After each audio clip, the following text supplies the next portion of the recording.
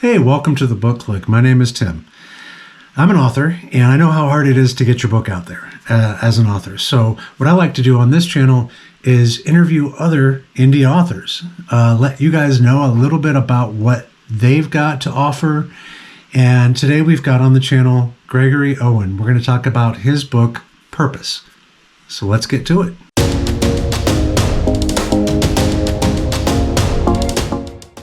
All right, we're going to jump right in with Gregory Owen. We're going to talk about his book. And the first thing I always like to do, though, is have you tell us a little bit about you. Give me some background details on you, Gregory. Where are you from?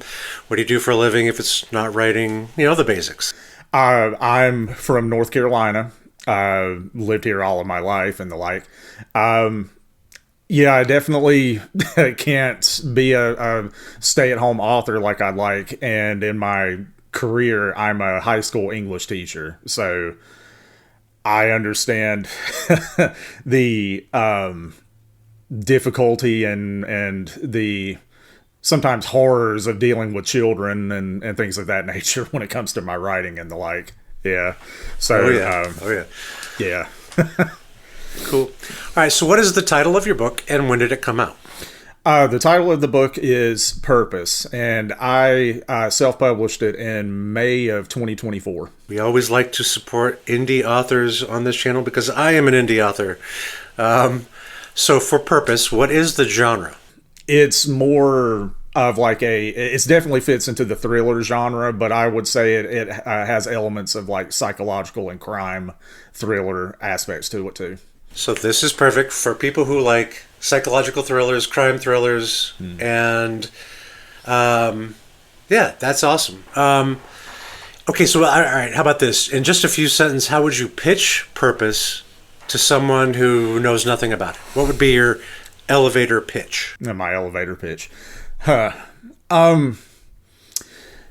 would say that this is a novel that focuses a lot on death and philosophy, that has multiple characters, 3 characters specifically, that come together, face off against each other, and it causes a lot of very dire consequences. It has elements of Cormac McCarthy, of Stephen King, and especially in the psychological department, it has elements of the author Thomas Harris, the one that did Silence of the Lambs and Red Dragon, those works.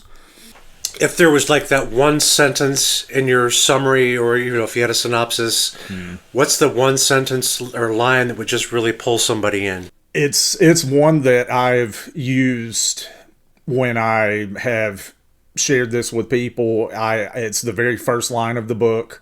I kind of went out of my way to make it one that stands out. The line is, "The purpose of all living things is to die." Oh, see, now that's cool. That's cool. Let's say someone, and I've done this because I did read your summary.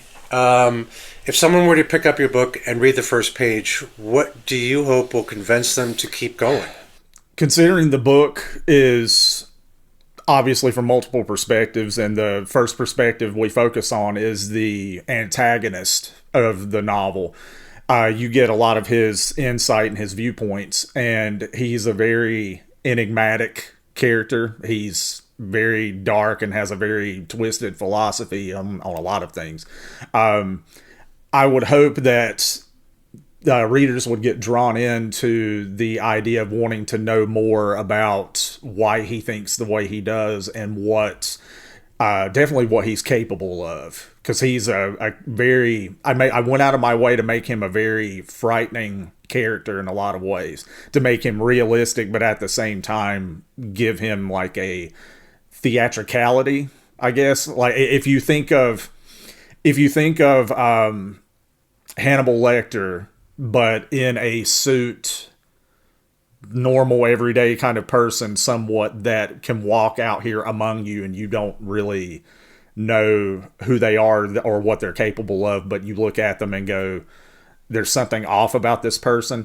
His introduction, I felt like, was a good starting point to kind of get you settled into the darkness of the story. And that's what I hope readers would want to, see more of. What is he going to do and what makes him like he is. Well, what I'm going to do is throw the cover up right here. so that people can see that cover. It's the first thing that everybody sees when they're considering buying a book. Did anything inspire the design? How does it reflect the story inside, I guess? Well, this cover originally, because I'm definitely a creative sort. Like I do artwork and things on the side whenever I have time for it. And I wanted originally to design my own cover, like drawing it out, that kind of thing. But I'm not proficient with like digital art yet. So I ended up using Canva, I believe. Yeah, I use Canva, and I was trying to find some, good images to use, and the cover I ended up going with, you see obviously it's someone's eye looking frightened and everything, and there's like a beam of light in the middle of the eye, and in the iris and the pupil of the eye, you see a very small dark figure standing there. And I felt that this was a good representation of not just the major characters in the text, but even some of the side characters and the like, when they come into the presence of this antagonist, this killer. That's basically what he is. That they all end up, facing off with this character who's essentially like the devil incarnate, and he's, a very frightening, terrifying character. And I felt like that was a good way to capture that this was a guy that you don't want to meet on the street or anything. So that's kind of what I ended up settling with the cover of the book. Yeah, and I have seen the artwork. I think I just saw your Hans Gruber drawing. Yeah, thank you. On Threads. Thank you. You should really check that out. I might throw up an image of that here as well, because it is really, really good. Thank you. I'm jealous because when I was a kid, I used to draw a lot, and I kind of gave up on it because it just never kind of quite turned out the way I saw it in my head. Mm-hmm. And so it was too frustrating for me. And then, with writing, I could write it down and then let other people see it in their head.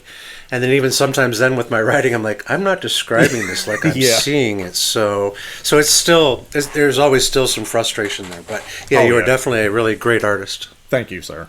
Thank you. Books, when I just did a video on this, why people buy. And a lot of the times people will buy books based on emotion. Mm-hmm. We always think it's logical that if we show them the cover and we, give them a synopsis, that will be logical enough for them to say, well, yes, I have to buy this book. But it's really because of emotion. What's something that pulls them in? What kind of feelings, I guess, do you hope that your book will stir in readers?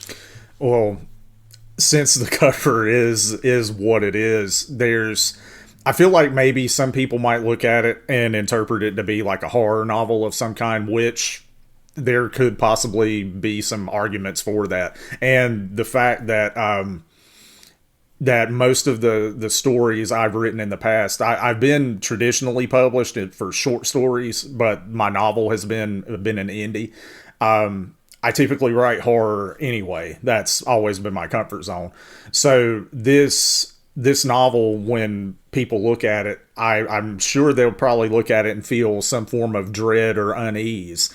And I would hope, too, that as they read, I would argue that the novel has little glimmers of humanity and hope, but it is definitely a dark story that you have to go through to get to those things. Namely that the dread and fear of inevitability, that idea, like fate.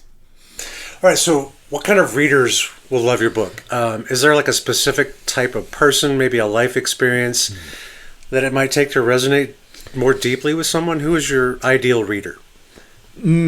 Well, I'll definitely start with the adults would definitely need to be who would read my stuff, because as a writer, and maybe this is my way of, maybe it's like therapy a little bit. I don't pull punches when it comes to stuff. So I write pretty much like a almost like the id being let loose a little bit sometimes. So definitely the adult realm.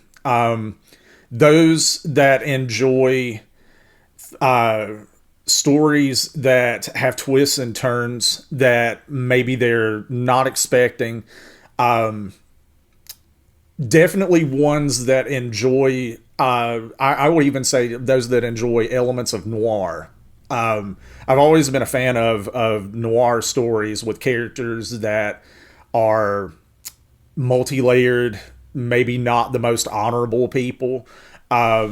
The morally gray, they call them. Yeah. So elements of that, because the characters in this book, there are some characters who do have more good, but most of them are definitely flawed, or they have dark secrets or things of that nature. So those that like very much multi-layered characters, they like stories with twists and turns, definitely are the ones I feel like would certainly enjoy reading my novel. That makes sense. Yeah, because you've got, like you said, psychological thriller, twists and turns.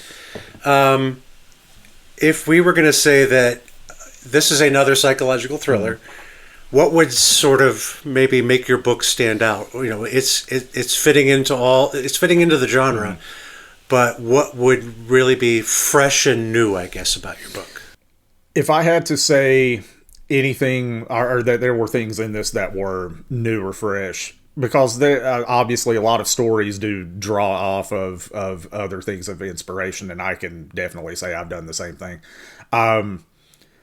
Definitely the way the characters are presented, like being a North Carolinian, I have gotten to where I write a lot of stories to be very truthful, authentic. I try to emulate people I know. So I am one of those authors, I guess, that if you stand out to me, either in a good way or a bad way, I'm probably going to write about you, or I'm going to use some element of you in a story. So definitely the character aspect, and how much I tried to delve into their backgrounds to make them feel realistic, despite the fact that, you know, the villain in the story is an archetype, basically. Like, you know, you can't always get away from archetypes, but he has a lot of layers to his character that makes him not sympathetic. I'm not someone that wants you to take a character like this and sympathize with him, but to understand him better. And the other thing I would probably say too is that I've incorporated a lot of different, I don't want to say genres or anything per se, but things outside. Like there are elements in this story, while it is mostly a thriller, there are elements that focus on action, the suspense that I've mentioned, there are moments of humor. Like I try to incorporate a lot of different stuff to not make it just straightforward. You know, this book is nothing about, or is completely dread, and the entire time you're only going to be, you know, down in the dumps while you're reading it. So there's a lot of things I tried to incorporate into it to make it as fresh as possible. And that's what you do. Like with my book, it's an epic fantasy. Mm-hmm. And I've actually had two different people say in the reviews, where they gave me a review that said, now this may seem like it's the tired same old thing of what I, you know, blah, blah, blah. But, and it's always that but that makes me go, oh, that's cool. They saw that I wasn't really recreating the wheel here, but they were saying, but it's fresh. Right. And I'm like, that, I think that's what everybody needs to try to do, to not be doing the same thing over and over again. And it sounds like you've... Yeah. I've tried. Well, yeah. The other thing, too, is, and I hate the word trope. I don't know what it is. It just drives me nuts. Right. But is there a theme in your book that I think we could use the word theme that readers will immediately connect with? Is there something that they can say, oh, it's, and again, like, it's a found family. You know, those, like I said, I hate tropes, but... Is there a theme that I guess that would really pull somebody in? Probably the best one, or the most prominent, is that all actions have consequences. all actions have consequences. That's probably the best thing. And what I mentioned before about inevitability, that some things can't be stopped no matter how much you try to stop them. What personal experiences, or I guess emotions maybe, inspired you to write the book? This book is one that probably took me the better part of a decade to write. So it's definitely a life experience. Yeah, it definitely was. I started writing it after I graduated college, and I'd originally written it as a script for a short film that I made, and the short film was okay, for like college student standards, but I always wanted to revisit it, add more to it, and that kind of thing. And after college, I had a lot of personal experiences that were not the best. I'd spent a lot of my life dealing with an abusive parent and things of that nature. It was a lot of stuff. And it took me a while. I would come to it, sit down, do a little bit, then back away from it, not touch it for a while. And probably about 2 or 3 years ago, my wife helped convince me to go ahead and do it. Sit down, get this thing done, etc. So I went through, did an outline, sat down, wrote the novel and the like. And a lot of the personal stuff that I experienced, I sprinkled elements in. There are characters who have coped with emotional, mental, physical abuse, things of that nature. There are characters who have things that they try to aspire to be, but they struggle to reach that due to, emotional problems, etc. I basically implemented elements of my experiences like those, the negative stuff kind of, into a lot of the characters where appropriate, so that it expressed their flaws. It showed how they became what they were. But admittedly, too, I took some of my own experiences growing up, and I thought, what if instead of going down one path, I or someone like me or what have you had went down another path? Like I basically took and made it more extreme. So that ended up shaping some characters in ways I didn't really expect in some cases. So I incorporated a lot of that, and it was a form of therapy. It's not something that did help to get a lot of that stuff out on the page. So I guess I could ignore my next question, which is how much of you is in the book? A lot, yeah. Do you actually have any other books, or is this This is the only book. I've got short stories that have been published. That's right. Yeah. I've had one short story published in Sanitarium magazine, and Schlock, which is a United Kingdom based magazine. They've published like 9 or 10 of my stories over the years. So yeah, this is my first novel, and I already have another one that I'm planning out coming up too. So cool. Yeah. And that's not going to take 10 years. No, that's not going to take 10 years, because recently I completed my master's degree, and I used that as an opportunity to work on setting up new projects, and I got my master's in creative writing, so I was able to do it and not be wasting time or what have you. And I created an outline for a new horror novel. So I've already got the outline set. I just have to refine it, and then I can start writing it. So there is more to come. Yeah, absolutely. All right. So the book is out there. Have you gotten any, standout reviews that made you go, wow, they really got this? They figured this out. They figured me out. I've gotten some, I think on my novel, I've gotten a couple of written reviews, but I've gotten more reviews from people that have read, mostly people that I know that I didn't know were even reading my book. And I've even gotten a little bit from a couple of people that I've met through social media that have been reading my stuff, and I've been told through my work that it's definitely dark. The symbolism, even the dialogue for characters and the like was really well done, and showed. It basically conveyed the story as I kind of told them, afterward. I was like, it was a very adult story for me to tell and the like. And I've gotten, feedback like that. I've somebody who's reading my book currently that I don't believe they're finished yet, because it's fairly lengthy. It's not Stephen King lengthy, but you know what I mean. I was told that my stuff, the writing was very vivid, and especially the imagery, because one of my facets in writing is I really love to be descriptive. I like to describe stuff, especially if it's very visceral for the reader. I don't know, maybe it's to the point of discomfort sometimes, but I like to do that aspect. But the feedback I've gotten like that, I can tell that the people who've read it, they knew what they were getting into. And some of them, if they've read my horror work before, they kind of know what there is to expect and what they read. So it has been well received. Anything that shocked you or surprised you from the feedback that you were like, what? Not especially. No, not anything that's really surprised me or anything yet.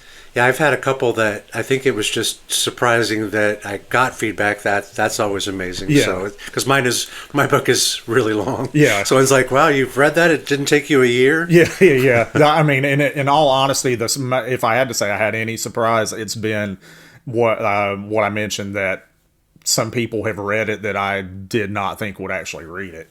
And then that's always cool. Yeah, it's cool. And then there's that sort of, I don't want to say nervousness or anxiety or anything, but where you sit back and go, oh, you've read it now. You know the type of person I am now when you read my writing. So, but not anything surprising beyond that. I always like to tell jokes. I was like telling jokes on Twitter back when you could be on Twitter. Right. And I would occasionally try out a joke on Facebook, and my family would just go, "You're weird." Yeah, I hear that stuff. I was like, "Oh, that's right. I keep forgetting you guys don't have a sense of humor. Yeah. I forgot about that." Yeah. All right, so word of mouth is really big. If a reader does read your book, what's the best way that they can help you spread the word about it? Definitely talking about it on social media, TikTok, Instagram, Threads, Facebook, X or Twitter or whatever it is now, whatever that they use. Definitely writing reviews on Amazon, Goodreads, anything along those lines. I mean, beyond just telling people they know, hey, you need to read this or what have you, just going and doing the social media. Well, the one thing I always recommend, honestly, is word of mouth, too, because I ran into an old coworker, told him about my book. He told a buddy of his. The buddy told another buddy. And I actually sold 3 copies in February because I told one person. That's great.